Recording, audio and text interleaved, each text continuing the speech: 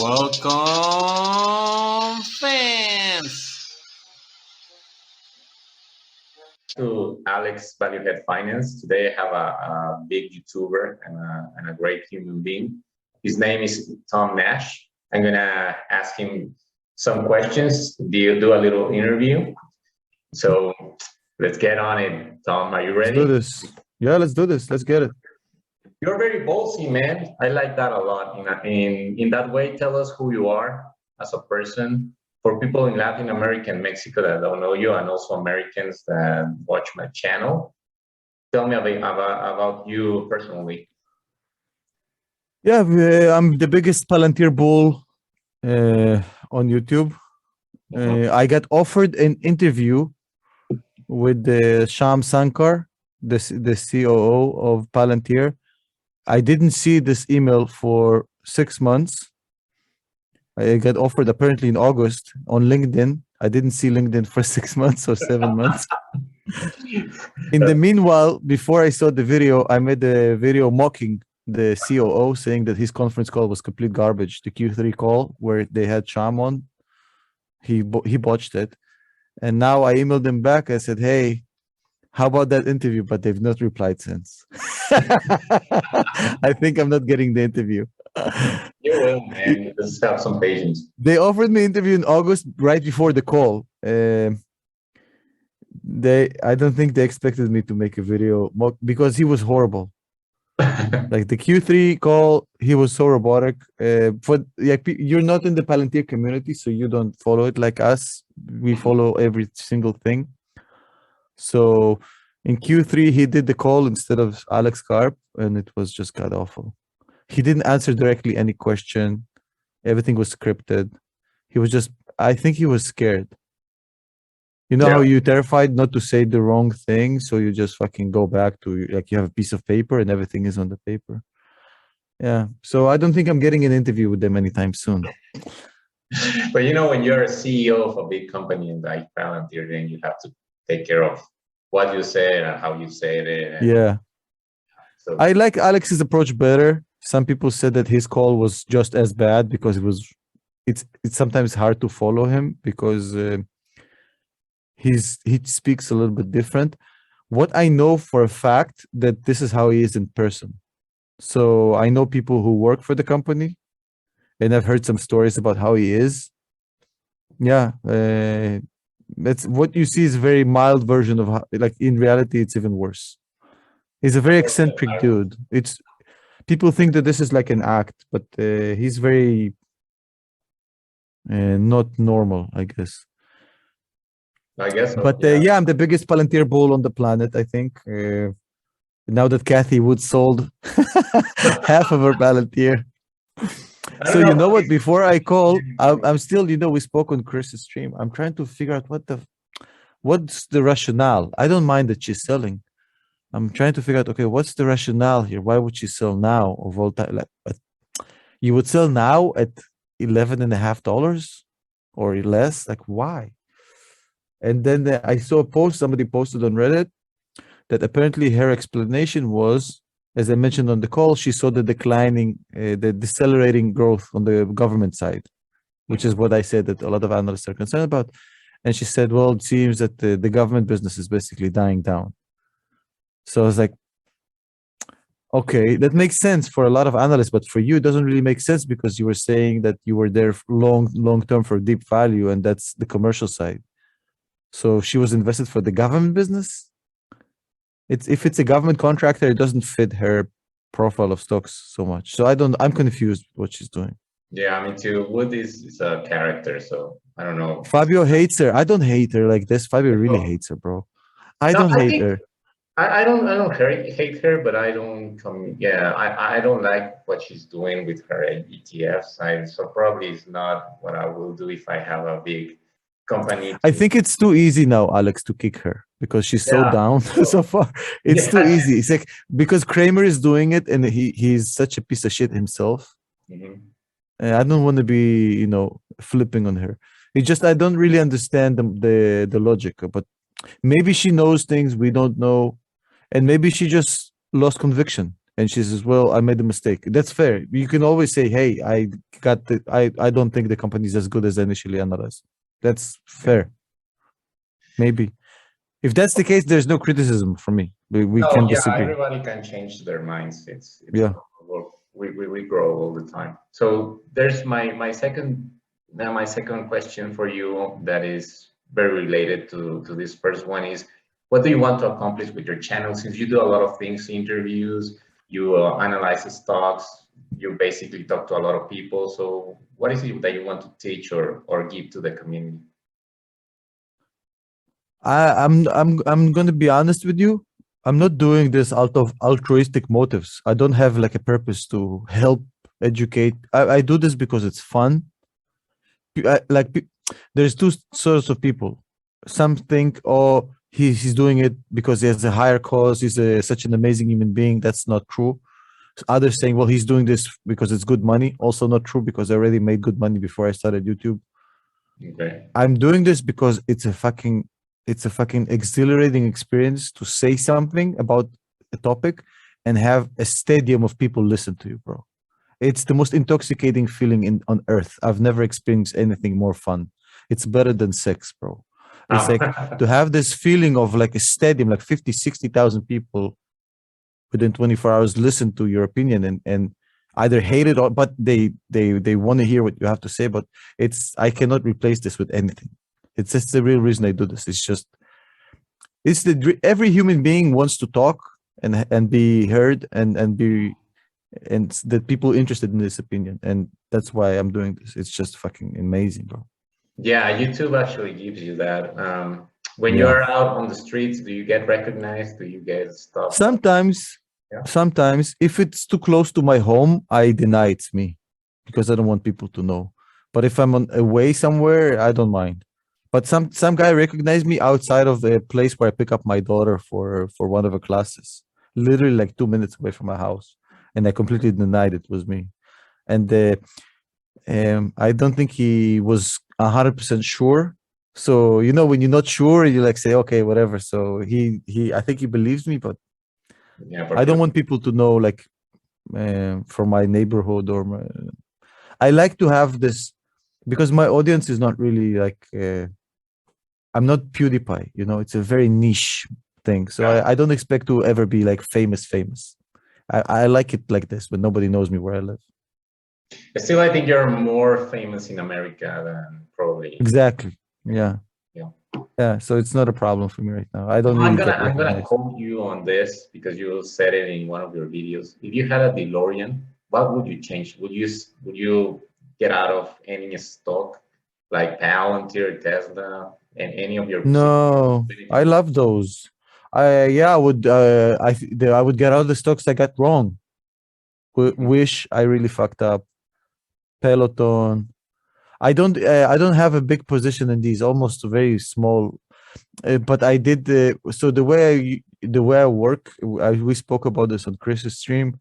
Like I talk about a lot of stocks. I analyze a lot of stocks. I see myself more kind of as an analyst, so I talk about a lot of stocks.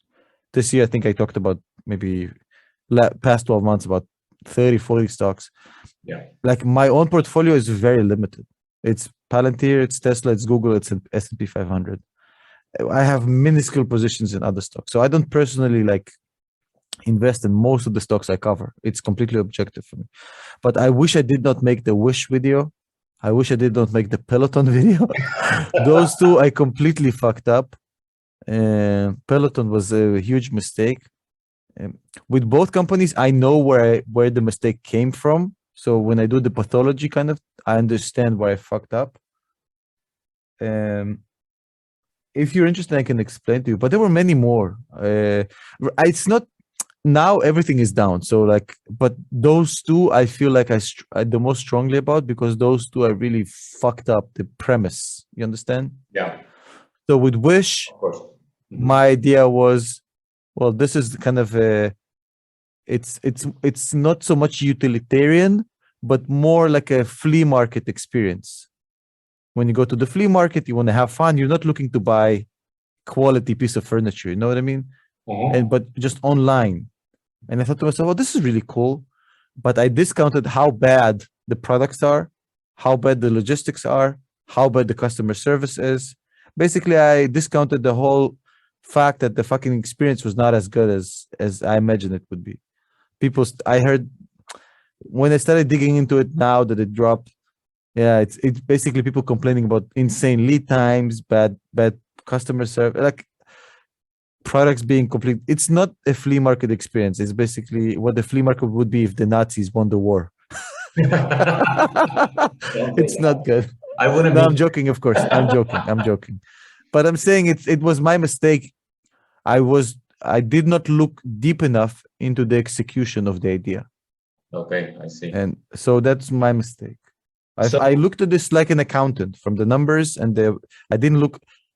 Most companies, I always try and make like a physical boots on the ground check.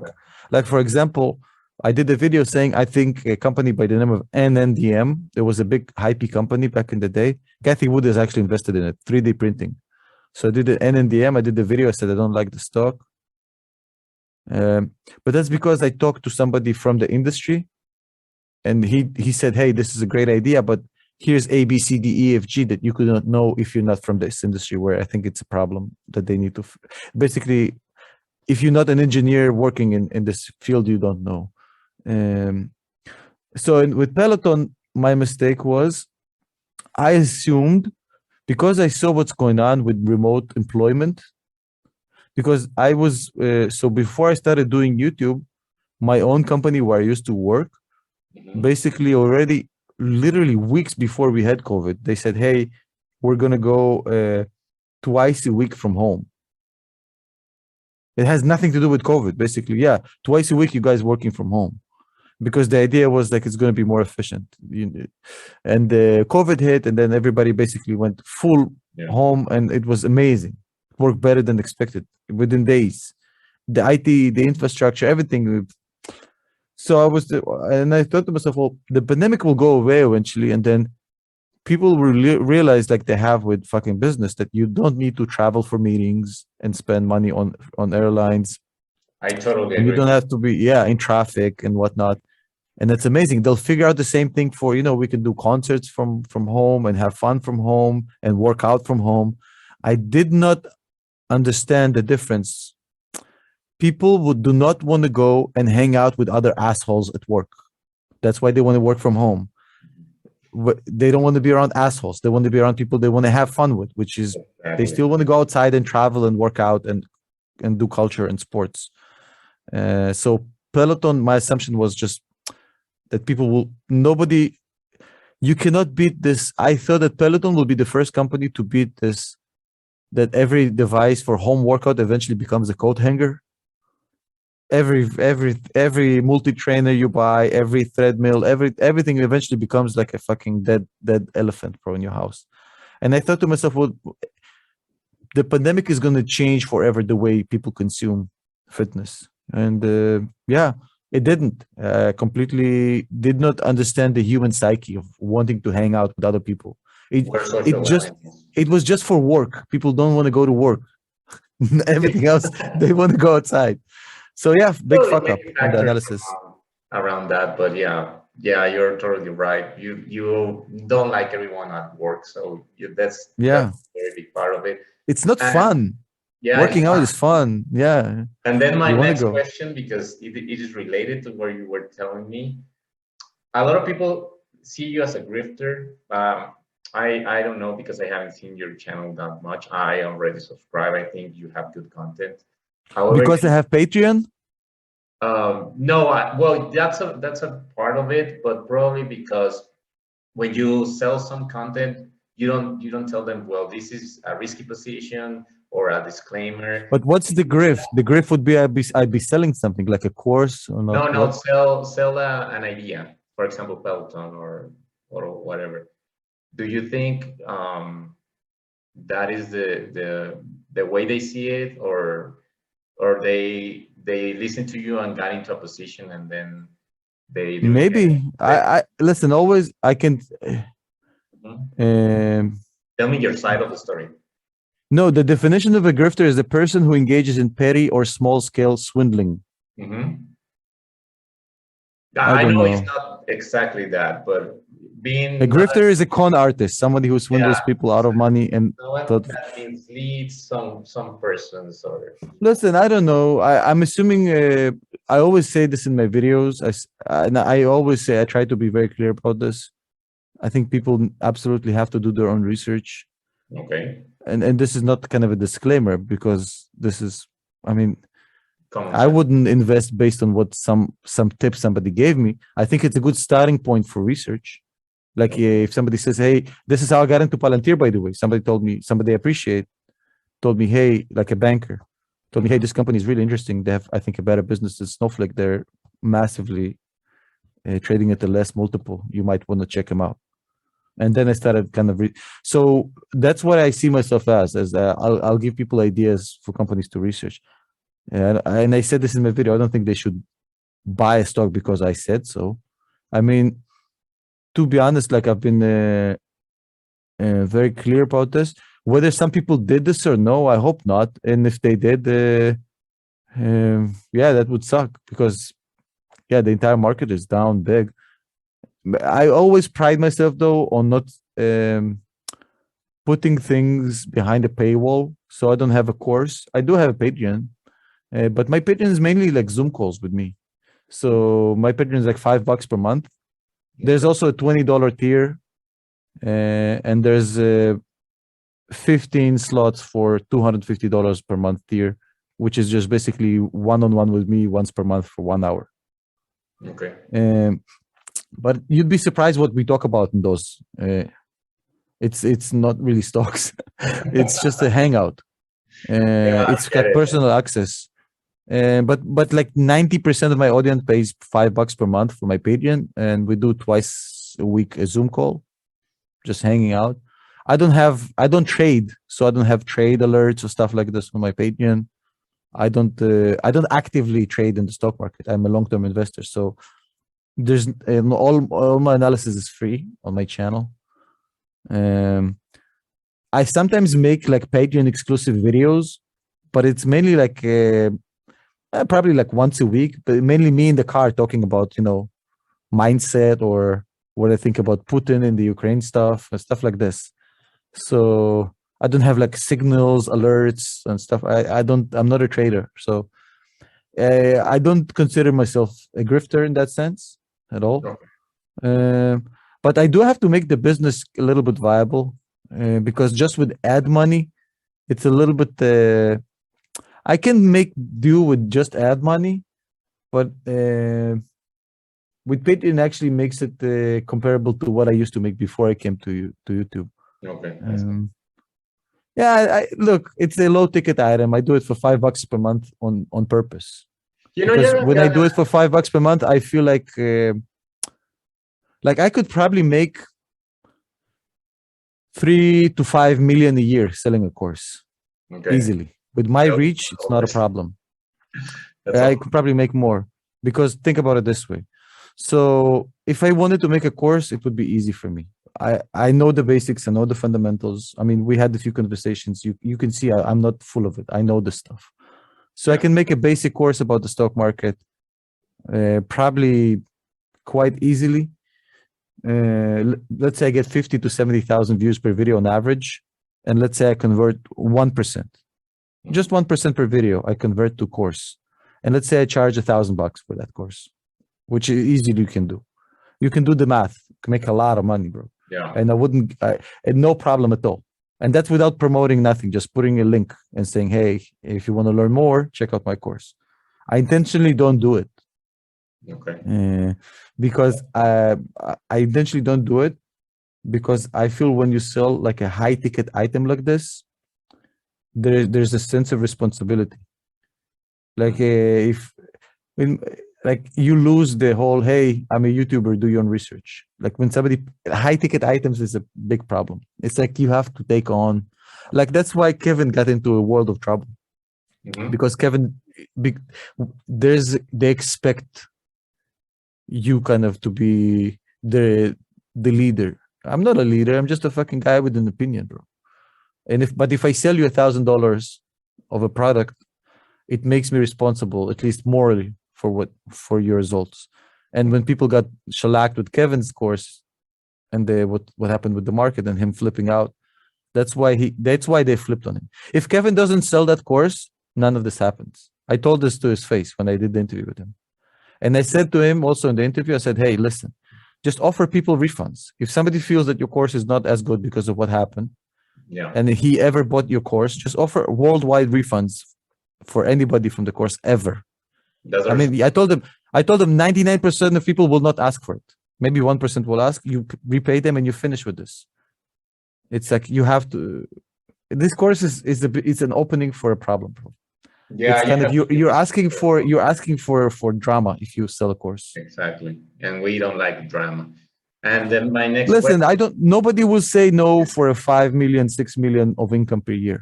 I have something to do with this money for sure, but I like the idea of basically telling people to fuck off. Like I make money from ads, and I make money from $5 for Patreon for 4,000 people who fucking fuck with me. And I don't sell nothing on my Patreon. There's no education there. There's no trades. There's nothing. It's literally, my Patreon is literally for people who want to support me. And that gives me the freedom to just basically say, hey, fuck off. And if somebody wants to call me a grifter because of that, fuck them. I don't give a shit. No, I don't have a problem. The idea is like, you have to be able to sleep at night. You know why this shit got to Kevin? It got to why Kevin took it so bad. Not Kevin took it so bad because at the end of the day, like, you have to know inside yourself if you're this or that. You can have thick skin, but when you go to sleep at night, you have to know. If you take big ticket money, you are responsible. And I like not having that responsibility. I feel like I'm fucking retired, bro. I just go on the park bench, I scream a bunch of nonsense about whatever I want that day. People watch it, somebody pays me for it. I go to sleep, I sleep like a baby. I couldn't give less fucks, bro. That is the best thing to do, man.